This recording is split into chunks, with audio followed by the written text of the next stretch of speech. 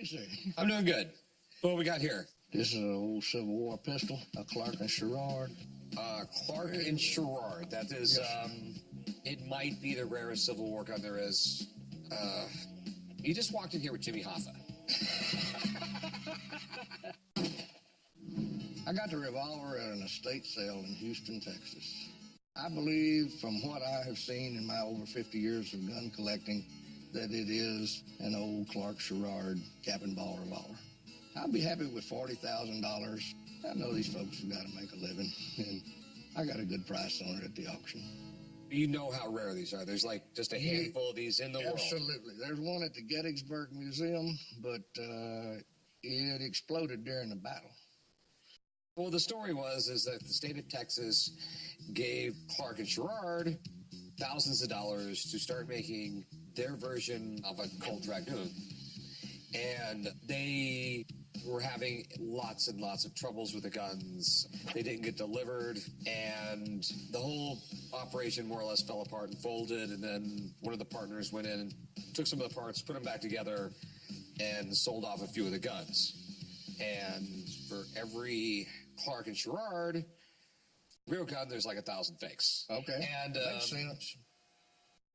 I don't know if there's a bad fake where the casting came out terrible right here. Was there any paperwork or anything with this? No, sir, but the fact that this one has no rifling leads me to believe that it was one of the ones that was put together from those parts like you're talking about. And if this thing is real, it's one of the coolest things that's ever walked in here.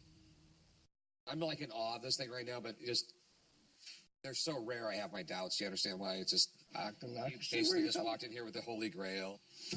So, how much you want for this thing?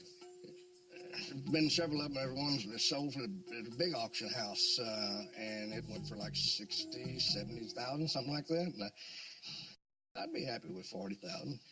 You've literally walked in here and told me, you know, when you go to France, to the Louvre, and you see the Mona Lisa, well, that one's fake. I got the real one right here. The real one.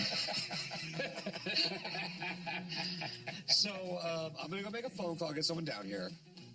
I'm not even beginning to figure out if this thing's real or fake. I just don't know enough about it. So let me call a friend who will know something about it. Okay? Okay. All right, I'll be right back. I've had a few gun shops look at it. Everybody thinks it's real. I think it's real. This thing is sort of like a time machine. They don't exist. I'm hoping that the expert is going to finally be able to clear it up and authenticate the piece. These are so rare, saying it's like the Mona Lisa is not an understatement. I've never seen one outside a museum, so I've never actually touched one. Can I touch it? Absolutely. Wow. There's 11 known to exist. 4 have this etching, this design. The last one came to market that was etched, and it was almost $80,000.